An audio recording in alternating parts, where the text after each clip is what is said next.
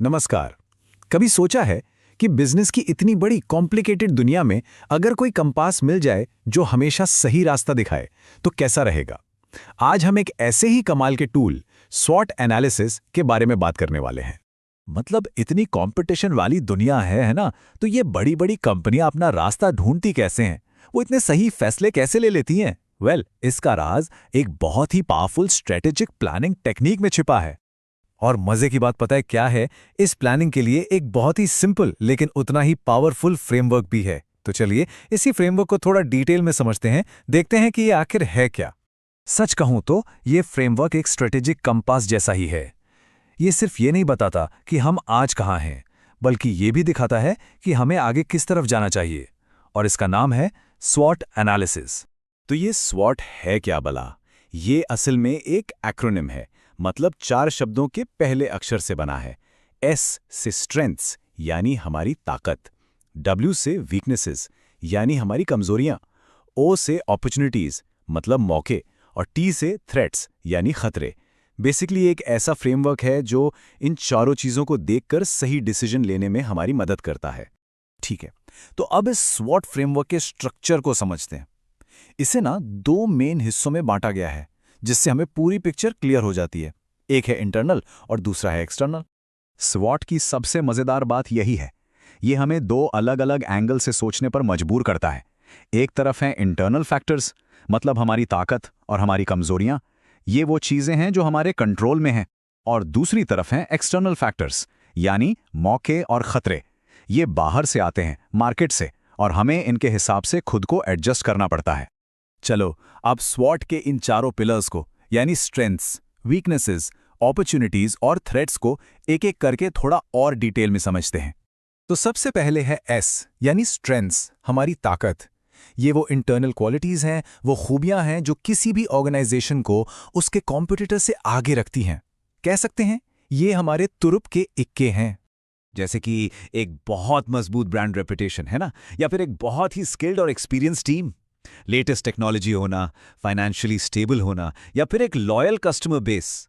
ये सब किसी भी कंपनी के लिए बहुत बड़ी स्ट्रेंथ होती है। अब आते हैं डब्ल्यू पर, यानी वीकनेसेस, हमारी कमजोरियां।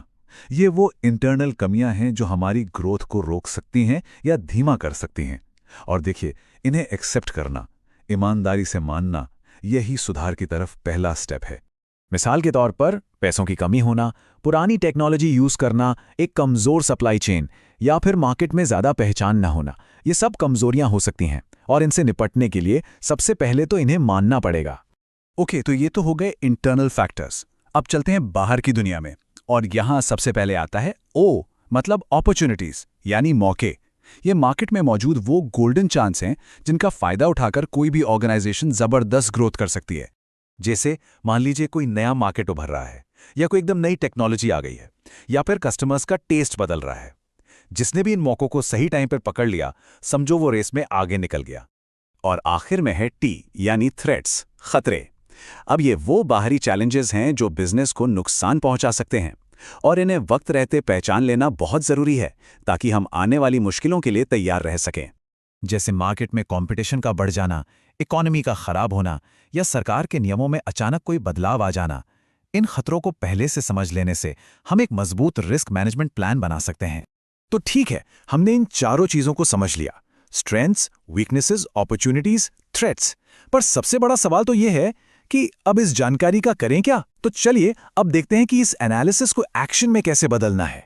एक असरदार स्वॉट एनालिसिस करने के लिए कुछ बातें ध्यान में रखनी जरूरी हैं। पहला, अलग अलग डिपार्टमेंट से बात करें। दूसरा, सिर्फ अंदाजे मत लगाइए, डेटा और फैक्ट्स का इस्तेमाल कीजिए। तीसरा, पूरी ईमानदारी बरतें, खास तौर पर अपनी कमजोरियों को लेकर। और चौथा, इसे रेगुलरली अपडेट करते रहें, क्योंकि मार्केट हमेशा बदलता रहता है। और यहीं पर स्वॉट का असली जादू सामने आता है। ये चारों पॉइंट्स अलग अलग नहीं है, इन्हें जोड़ना पड़ता है। असली स्ट्रैटेजी क्या है? यही कि अपनी ताकत का इस्तेमाल करके मौकों को कैसे भुनाया जाए, और अपनी कमजोरियों पर काम करके खतरों से कैसे बचा जाए। बस यही है सफलता का मंत्र। तो कुल मिलाकर स्वॉट एनालिसिस सिर्फ एक चार्ट या टेबल नहीं है, ये तो ग्रोथ का एक पूरा ब्लूप्रिंट है, एक रोड मैप है जो हमें आगे का साफ साफ रास्ता दिखाता है।